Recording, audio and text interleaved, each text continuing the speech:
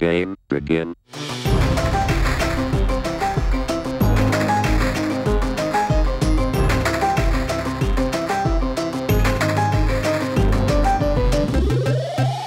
Alors déjà, est-ce qu'il y a des joueurs de StarCraft dans la salle? Ouais. Et il y a combien de Gozu dans la salle? Non, personne ne voit ce que c'est que Gozu? Comment? C'était God of StarCraft Universe, mais bon. C'était pour ceux qui vraiment cramaient StarCraft. Donc aujourd'hui, on va voir un petit talk sur comment dézinguer les ergs dans nos applications. Donc pour ceux qui n'auraient pas encore compris les ergs, je parle de vulnérabilité de sécurité et notamment dans nos dépendances. Et je me présente Julien Topsu, je suis lead dev à la Société Générale et je suis aussi membre de la fondation OWASP. Qui connaît OWASP? Okay, donc pour ceux qui ne connaissent pas, c'est une fondation à but non lucratif qui met à disposition des outils de sécurité pour renforcer la sécurité de nos applications et qui définit notamment des best practices de sécurité comme OWASP Top 10. Et aujourd'hui, eh bien, on va découvrir deux outils, donc Dependency Check et Dependency Track. Dependency Check existe dans plusieurs formes, mais vous pouvez le trouver sous un plugin Jenkins, mais il s'interface très bien avec Maven, Gradle, etc. Et il existe en standalone.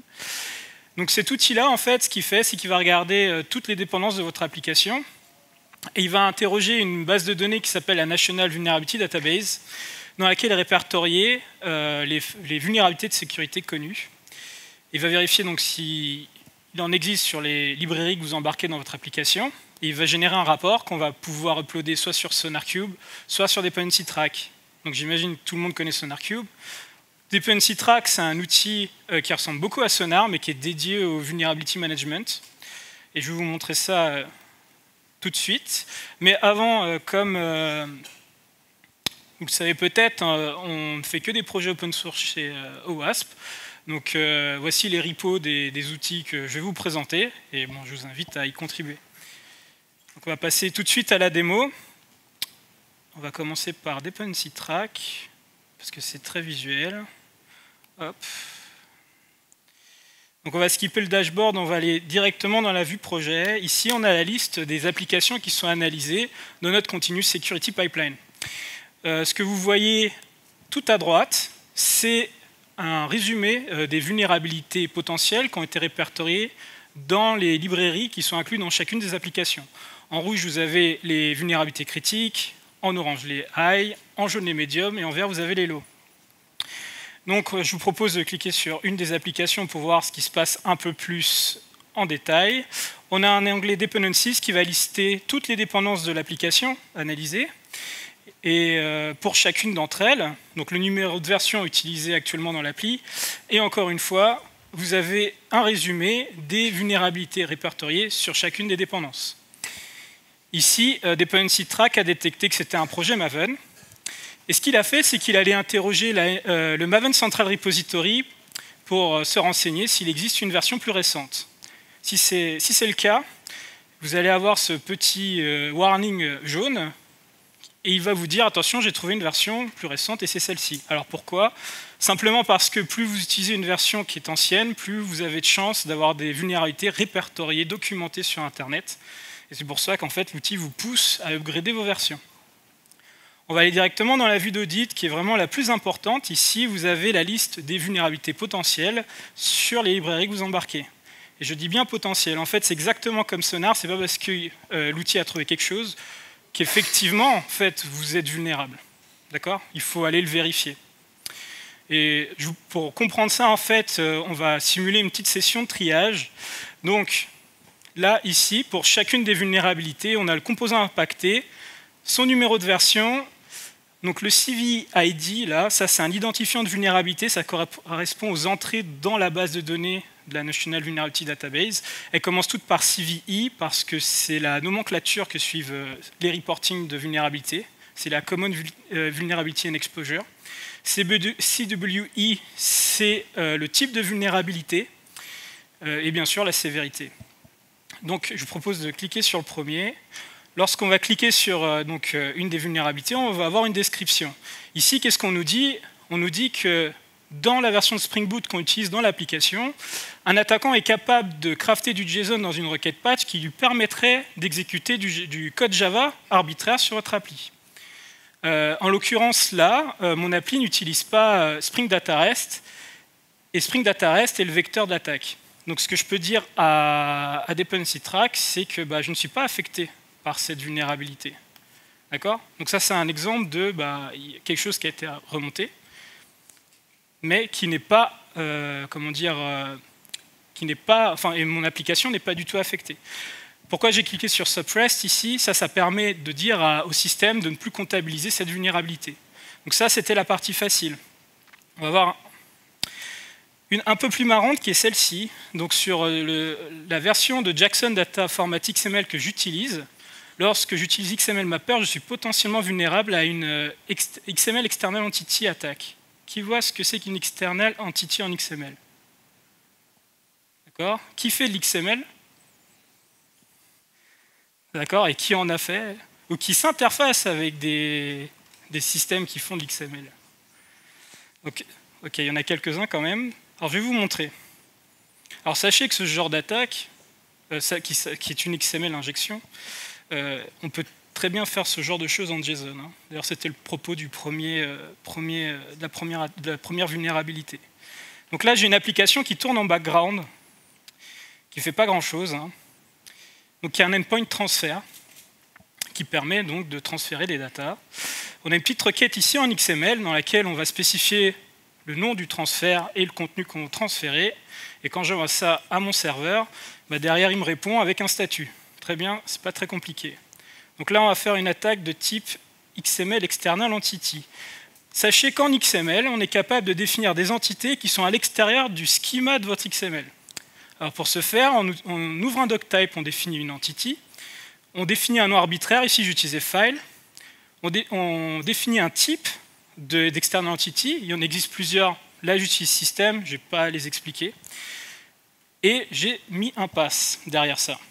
Et vous voyez que dans transfer name, j'utilise la référence, ici, file, enfin la référence vers mon external entity. Alors qu'est-ce qui va se passer? Rappelez-vous juste d'un truc, c'est que dans la réponse, là, on me renvoie le nom de mon fichier, le nom de mon transfert que j'ai donné en requête. Donc j'envoie ça, et là il analyse le contenu du fichier qui est défini par le pass qui est là. Et pour vous montrer que c'est pas du tout quelque chose qui est hard-codé, on va faire ça. Hop, je mets point. J'ai le contenu du répertoire courant. Voilà. Et puis, bien sûr, je peux me balader comme ça sur le file system. C'est marrant. Donc, qu'est-ce qu'on vient de faire, là? Donc, on vient d'inventer le premier navigateur de fichiers over REST over XML. Mais bon, c'est une véritable faille de sécurité. Vous n'avez peut-être pas envie d'avoir cette feature sur votre système. Donc, ce qu'on va devoir dire là, c'est malheureusement, elle est exploitable, cette faille-là, sur mon système. Bon, alors généralement, fin de la démo, sécurité, c'est terminé. Débrouillez-vous. Mais je vais quand même vous expliquer comment faire pour corriger le problème. On n'a pas de chance ici. Pourquoi? Généralement, on nous donne la version qui corrige le problème dans la description. Comme on peut le voir, si on remontait dans celle-ci, on nous dit que c'est lorsqu'on utilise Spring Data REST dans les versions avant la 2.6.9. Donc, si je reviens sur l'autre, malheureusement, pas de bol, il n'y a aucune information là-dessus. Si je clique ici sur le CV ID, j'arrive sur une nouvelle page qui va me donner un petit peu plus d'informations. Et en fait, ce qui est important ici, c'est ce que vous voyez là, le base score. Ça, c'est ce qu'on appelle dans le jargon le CVSS, le Common Vulnerability Scoring System. C'est grosso modo une calculatrice qui va vous donner un score entre 0 et 10 étant le niveau de criticité le plus important pour une vulnérabilité. Donc là, on voit que c'est vraiment très important puisqu'on est à 9,8. Bon, malheureusement, on n'a toujours pas plus d'informations. Si on clique sur le lien qui est en bas à droite, ici, là, tout en bas, on va arriver sur la National Vulnerability Database. Donc ça, c'est le truc qui est hosté par le gouvernement américain. Je ne vais pas revenir sur le contenu, parce que c'est des choses qui sont déjà en fait dans Dependency Track, mais ce qui est important, c'est qu'à la fin, ici, vous avez la liste des applications, des composants logiciels qui sont impactés par la vulnérabilité. Et là, a priori, c'est toutes les versions de Jackson jusqu'à la 2.7.3. Ce qu'on peut faire, c'est aller dans la release note de Jackson, qui est là, et on voit qu'ici, ils ont fait quelque chose dans la 2.7.4, c'est la release note de la 2.7.4, pardon, qui désactive les external entities. Bon, bah très bien. Je vous propose de le vérifier. Hop, je vais dans IntelliJ. Donc là, c'est mon pom.xml. On va changer la version de Jackson Data Format XML. Je vais la passer à la 2.7.4. Hop. Je relance mon appli. Ok. Je la relance une deuxième fois parce que des fois, ça ne prend pas en considération la modif. Merci IntelliJ. Je retourne dans Postman. Il y en a qui n'utilisent pas IntelliJ. Tout le monde utilise IntelliJ? D'accord. Alors, je relance l'attaque et voilà, vous voyez qu'on a corrigé le problème. Donc, avec ces outils-là, on a été capable de détecter des véritables failles dans notre système et de les corriger. Donc, malheureusement, il n'y a pas énormément de gens ici qui font du XML, mais il y a plein de choses marrantes à faire sur JSON, hein, vous verrez. Donc, comment ça marche derrière? Eh bien, en fait, c'est assez simple. Dependency Track existe sous la forme d'un conteneur Docker. Il y a une Docker image qui est disponible. Et comme vous voyez, c'est très facile à l'installer. Il y a 3 lignes de commande. Ce que vous devez savoir, c'est que par défaut, ça utilise une base de données H2 embarquée et qu'il n'est pas conseillé de l'utiliser en production parce qu'elle n'est pas sizée pour ça. C'est juste pour faire de la démo. Utilisez plutôt un serveur SQL. Une fois que vous avez fait ça, vous avez Dependency Track up and running. Ce qui est important de faire dans Dependency Track, dans l'onglet projet ici, c'est de créer un nouveau projet. D'accord? Donc on va le faire. Hop. Ça, c'est dans ce projet-là que va être uploadé votre report. Très simple.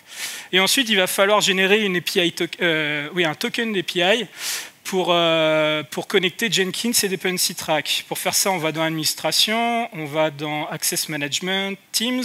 Là, on a des groupes utilisateurs. Il y en a un qui est dédié aux outils automatisés pour se connecter avec Dependency Track. Et on a notre API qui est là. On peut en générer autant qu'on veut.